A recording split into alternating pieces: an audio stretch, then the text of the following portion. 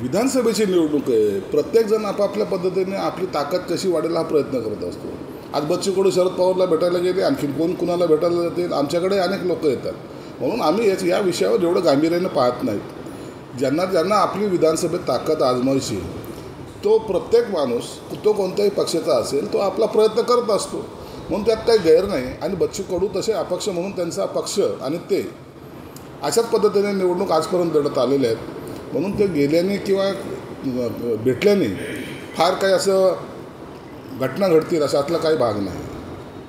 बीड दौऱ्यादरम्यान मनसे प्रमुख राज ठाकरे यांना शिवसेना उभाटा गटाच्या वतीने सुपाऱ्या दाखवण्यात आल्या.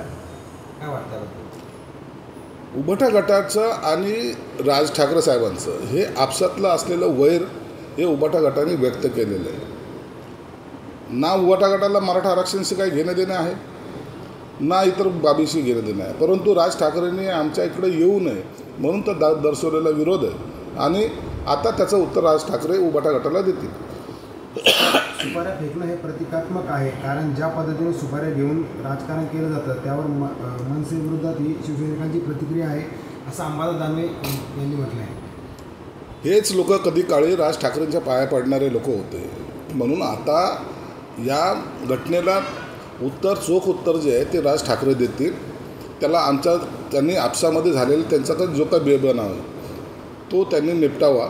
आणि मला वाटतं लवकरच आता राज साहेबाच्या समोर उद्धव ठाकरेंनी जी भूमिका घेतलेली आहे त्या भूमिकेचा त्याला परिणाम निश्चित भविष्यात भोगावा लागतील. महाराष्ट्रातून प्रकल्प गुजरातला जाण्याची सिलसिला वारंवार सुरू आहे. महिंद्राचा एक प्रोजेक्ट जो महाराष्ट्रात येणार होता तो पुन्हा एकदा गुजरातकडे गेलेला आहे. असं काही नाही आहे. एखादा प्रोजेक्ट इकडे तिकडे गेल्याने महाराष्ट्राच्या प्रगतीवर कोणताही परिणाम होत नसतो. आता परवाच्या दिवशी इथं उद्योगमंत्री येत आहेत. आता 2000 कोटीचे प्रकल्पाचे आम्ही आता भूमिपूजन करतो. म्हणून आता महाराष्ट्र हा समृद्धीकडे चाललेला आहे. महाराष्ट्र हा एक नंबर आहे आणि तो एक नंबरच राहील. शेवटचा प्रश्न, उद्या मुख्यमंत्री संभाजीनगर जिल्ह्याच्या दौऱ्यावर येतात. कसा दौरा असेल आणि काय नियोजन करण्यात आलं? उद्या मुख्यमंत्री संभाजीनगरच्या दौऱ्यावर येतात. डॉक्टर बाबासाहेब आंबेडकरांच्या त्यासाठी जे 5 कोटीचा निधी दिला आहे त्या कामाचं भूमिपूजन करणार आहेत. संभाजी महाराजांच्या पुतळ्याचं त्या सुशोभीकरणाचं त्याचं भूमिपूजन करणार आहेत. आणि कार्यकर्त्याशी भेटीगाठी घेऊन ते जाणार आहेत. परंतु 12 तारखेला पुन्हा विभागवार सर्व शिवसेना, भाजप आणि अजितदादाचे राष्ट्रवादी यांचा एक मेळावा संत एकनाथ नाट्यगृहामध्ये सकाळी 11 वाजता होणार आहे. या बैठकीला सुद्धा राष्ट्रवादी काँग्रेस आणि भाजप शिवसेनेचे काही नेते, प्रमुख नेते हे मार्गदर्शन करणार आहेत. निवडणुकीचा विधानसभेचा आता प्रचाराचा शुभारंभ झालेला आहे.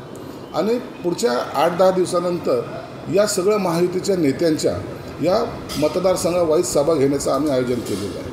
म्हणून मुख्यमंत्री उद्या येऊन जातील. परंतु त्यानंतर गेली 15 दिवसांतर मराठवाडा आणि विदर्भ या ठिकाणी त्यांच्या प्रचंड अशा जाहीर सभा होणार आहेत आणि विधानसभेचा रणशिंग हे फुंकल्या जाणार आहे. नारायण राणेंनी एक वक्तव्य केलेलं आहे की ज्यावेळेस बाळासाहेब ठाकरे गेले त्यावेळेस शिवसेना पक्ष हा संपलेला होता.